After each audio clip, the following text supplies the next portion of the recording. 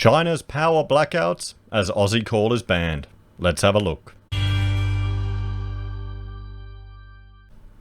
Hello everyone, Florian.Heise here, and welcome to another episode of HeiseSays. Grab your stein of coffee and let's have a look at this article about, well, blackouts in China. But as our call is just sitting there, waiting to help them, but because of the trade war.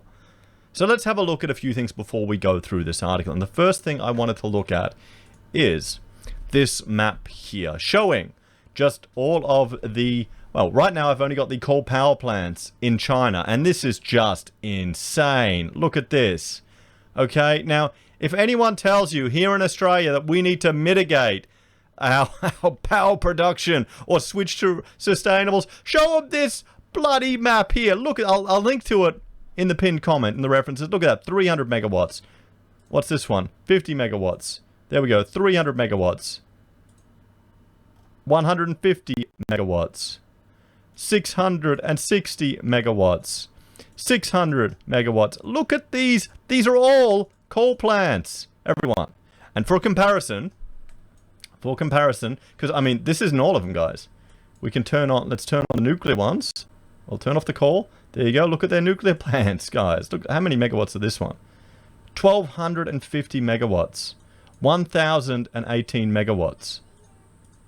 1,000 megawatts. You've got also, what do we have? EV, battery facilities. There you go. Look at these. Look how many you've got here. They're not giving a capacity, but just look at how much you've got. So, okay, just remember this image with all the coal plants in China. Now, let's have a look at here in Australia. Okay, now I know this is just the east coast, but this is the live data I have. Now, we want to look at fossil fuels. It's this little one here, the little flame. In Victoria, you've got these two guys here. They're coal plants. And all the other ones, these ones in the city, most of them are gas turbine. They are plants to provide additional peak load. So we got a couple there in Victoria. We got a few in, in New South Wales, and several more in Queensland, because we've got a lot of coal, everyone. But compare it to this. And I mean, we're looking here. We'll go down to Melbourne. These plants here that are running hot at 360, 530. I mean, there you go. Look there, 330, 660. I think they got a big one up here. 50 megawatts, a little one. 350, 130. I mean, there you have it. It's just crazy. 600. I saw 1,000 somewhere. 1,000 megawatt coal plant. I'll have to find it again. So that puts it in perspective. How's China producing their power? I wonder, everyone. They're doing all this other stuff. There's coal refineries and storage facilities, but a lot of it is coal. A lot of it is coal. And where does China get their coal from? So China's importing from Australia, Indonesia, Mongolia, and Russia. There's talk of more coming from Mongolia and Russia than Australia. Still a significant portion of it is going to China. And Australia, we're one of the biggest exporters in the world. We're one of the biggest ones in the world. 40% of the coal is coming from Australia. So with that in mind, let's jump back and have a look at this article here. Frankly, that's the first time I've ever looked at how many coal plants are in China, and it's just crazy. People still seem to think that we have a duty of care to reduce our carbon footprint here in Australia. We're going to make absolutely no difference when there's that many coal plants in China. It's just a complete and utter joke. So when a greenie or a hippie tells you, oh, we've got to do it for the greater good, or just to show how to do it, they're just being sanctimonious, self-righteous fools, really. They must have no idea at just the different scales. We're not going to even make a dent.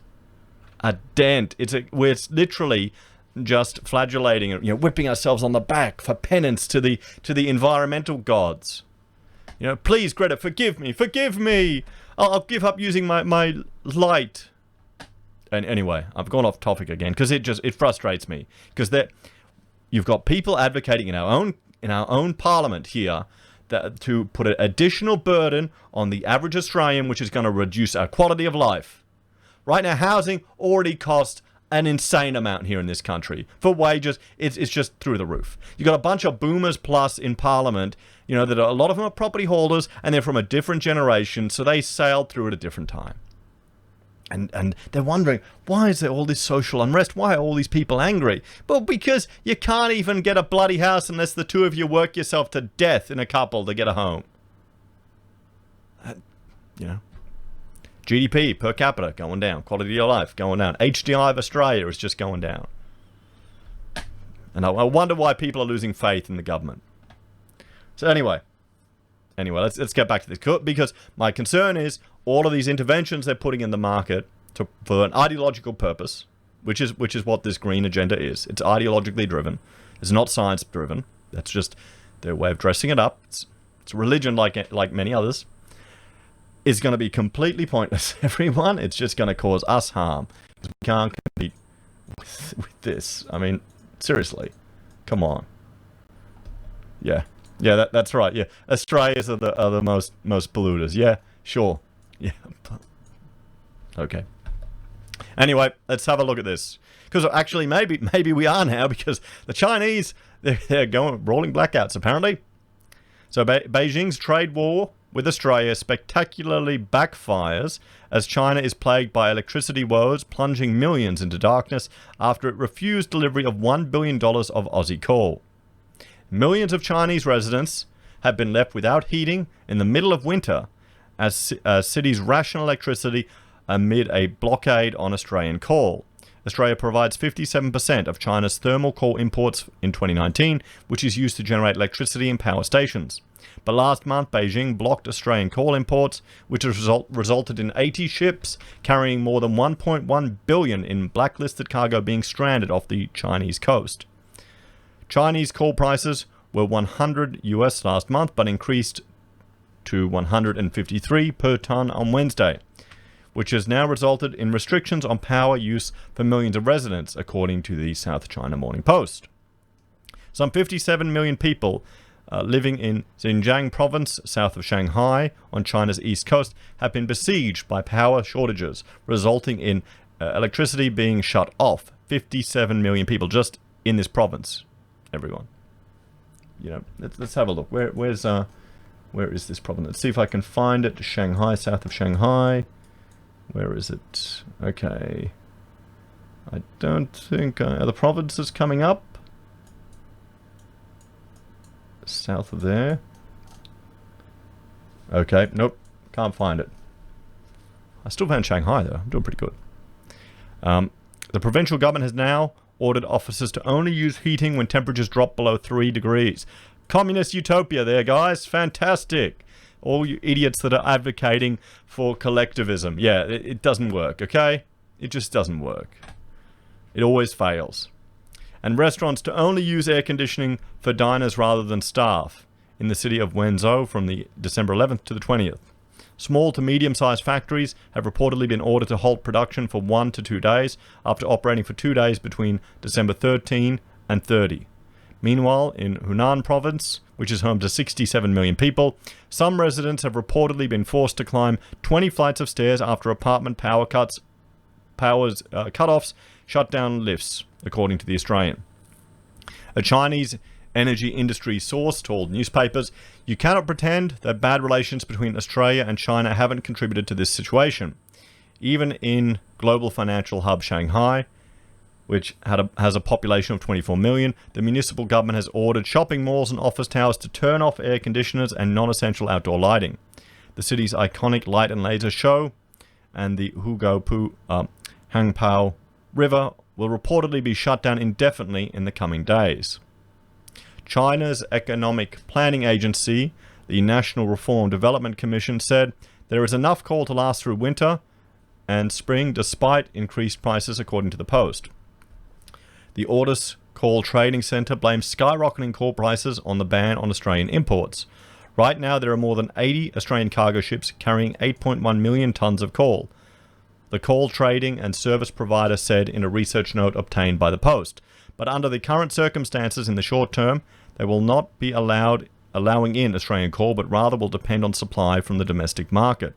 It comes after a Chinese government spokesperson denied knowing Australian coal exports worth $14 billion had effectively been banned in the communist nation. A meeting on Sunday between China's major power companies and the nation's top economic planning agencies agreed to lift restrictions on coal imports from all countries except Australia, Chinese media reported. So, in the first official comments from the Asian nation about the meeting, Foreign Ministry spokesperson Wang Wenbin said he was not aware of the ban and accused Australia of casting itself as the victim. Sure. Prime Minister Scott Morrison has said the ban would be a lose-lose for both countries and a clear breach of World Trade Organization rules, only if they admit it. If they don't admit it, if it's all done unofficially, then it's not a breach, is it? Isn't that how it works? As well as the China-Australia Free Trade Agreement. He also emphasized it would force China to buy dirtier coal from other countries, putting its climate change ambitions at risk. Its climate change ambitions. Yeah. Bullshit. Utter bullshit. Okay? A complete farce. This is the problem. You've got an ideology driven on end of the world fears. You know, that the world's coming to an end, which any rational person who understands and looks at historical precedent knows that it's not founded. Anyone who's ever worked with any modeling of any sort can understand that the further ahead in time you extrapolate modeling, the less accurate you get. And they're actually more sensible things to worry about now. I would even argue that the limits that we're putting on our economic potential and the capacity of our nations and civilizations around the world, particularly in the Western world where we have all this unfound guilt about the environment, could potentially hamper solutions which could have a better outcome in the long run for the environment and for humanity. But that's too complex thinking there. I mean, come on. Seriously. Climate change ambitions. Yeah, probably to sell their products and their crap to countries overseas. You know, Chinese made solar panels on every roof in Australia. Unbelievable. Well, there has been no formal notification of the ban. There you go. So it's not, the WTO doesn't need to get involved. The spokesman for the Chinese Foreign Ministry did not deny it was in place. Okay, well, they didn't say it was. Mr. Wang said everything China did was legal and in the interests of its consumers. That's it. You don't need power. Come on, our proletariat doesn't need power, comrade. And Australia was pointing an accusing finger at China. Well, you know, it's our own stupid fault for getting so dependent on another nation with such a vastly different a political system that's so different to ours. In some ways, honestly, I bet you people have more freedom in China than we have in Australia, but that's a whole other topic. You know. This move is meant to confound the public, and we will never accept it, Mr. Wang told a press conference in Beijing on Tuesday evening. Australia's Resource Minister Keith Pitt said Australia expected all its trading partners to play by the rules. We're doing our part, Mr. Pitt said on Wednesday. Australia has not moved in terms of the free trade agreements, and we continue to meet what we said we would do. But we expect all of our exporters to have a level playing field, be treated fairly, and that is what we're looking for. Well, perhaps that's a little naive on the part of our leaders. Coal is Australia's second biggest export industry, with the nation exporting $14 billion worth a year to China. Relations between China and Australia have rapidly deteriorated since Prime Minister Scott Morrison called for an inquiry into the origins of the coronavirus, which was identified last year in the Chinese cities of Wuhan before spreading around the world. I mean, is that such a big deal? There should be an inquiry into the origins of this. But no, you know, they're losing face. More industries are concerned if they will be next on the chopping block as the CCP continues to punish Canberra for speaking out on its human rights record. Well, I mean, does anyone really... Communists just suck at human rights records throughout all of history, okay?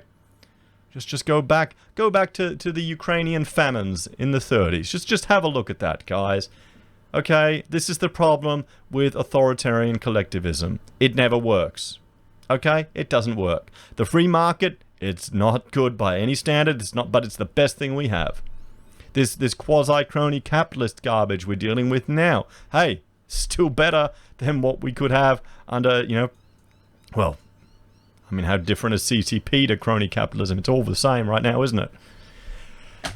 Beijing's decision to slap tariffs on Aussie wine and barley and block several other exports, including wood, coal, and seafood, has badly affected some producers. So how China's feud with Australia has escalated, and I will link to that and let you go through that on your own. So the extraordinary twist as China's trade war with Australia backfires, with our biggest money-spinning export iron ore now set to stay at record levels for longer and earn the nation billions in extra revenue. There you go. China's trade war against Australia is failing, with the federal government expecting iron ore prices to stay at elevated levels for longer. The spot price of iron ore, the commodity used to make steel, this month climbed about 150 US for the first time in 7 years. Well, you know what they'll do. They may just stockpile it and then just put a hold on it. You know, that'd send quite a clear message, wouldn't it? Despite trade sanctions against Australian wine and barley, China has continued to need even more iron ore to feed its infrastructure and apartment building. Since June, iron ore prices have climbed steadily from $80, with China sourcing 60% of its iron ore from Australia as Brazil struggles to meet demand.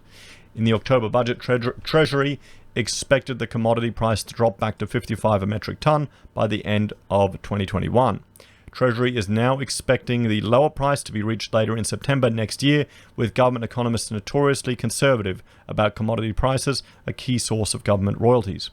Iron ore prices are so high, the China Iron and Steel Association had a whinge about it with BHP mining executives.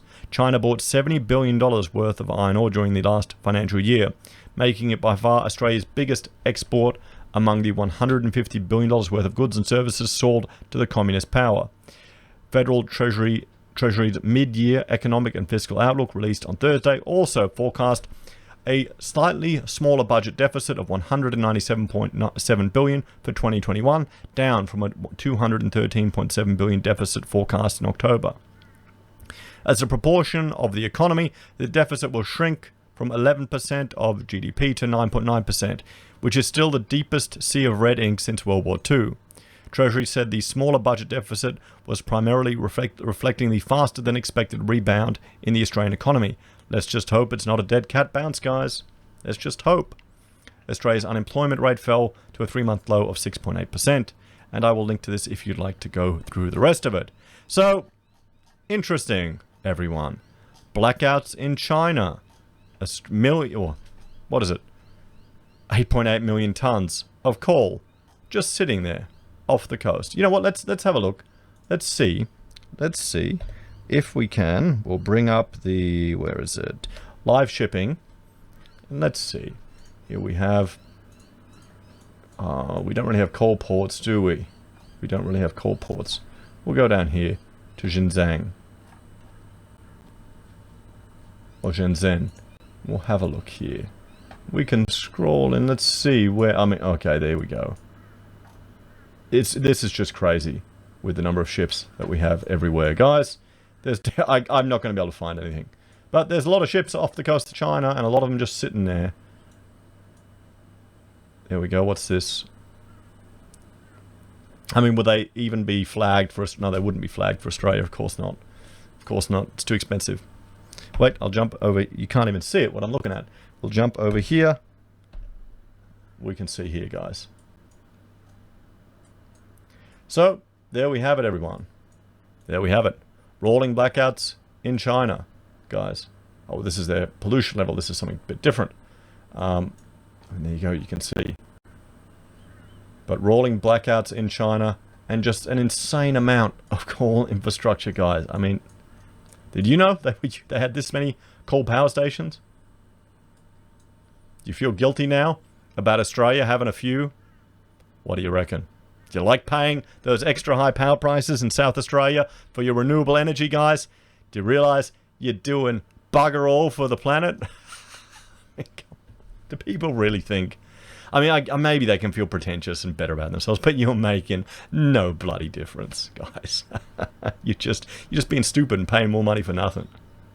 Let me know your thoughts and opinions in the comments down below, guys. We'll have to see how this plays out. Will this work to Australia's advantage? Will they stop importing our iron ore? We'll have to see. And what are the economic ramifications going to be for Australia here? How will these mines be affected that are exporting this coal? Will they start slowing down? Are you working on any mines? Have you noticed anything yet? As always, guys, thanks for watching. Like, share, subscribe to the channel. If you're a fan and want to support the content I create here, there are a few ways you can. You can join us on YouTube or Patreon. You can support us using our affiliate links at Amazon, eBay, Independent Reserve, or Aussie Broadband. You can buy merch from HeiseSays, use Gold Pass from the Perth Mint, or support us via PayPal. Take care, and I will see you all next time. Bye for now.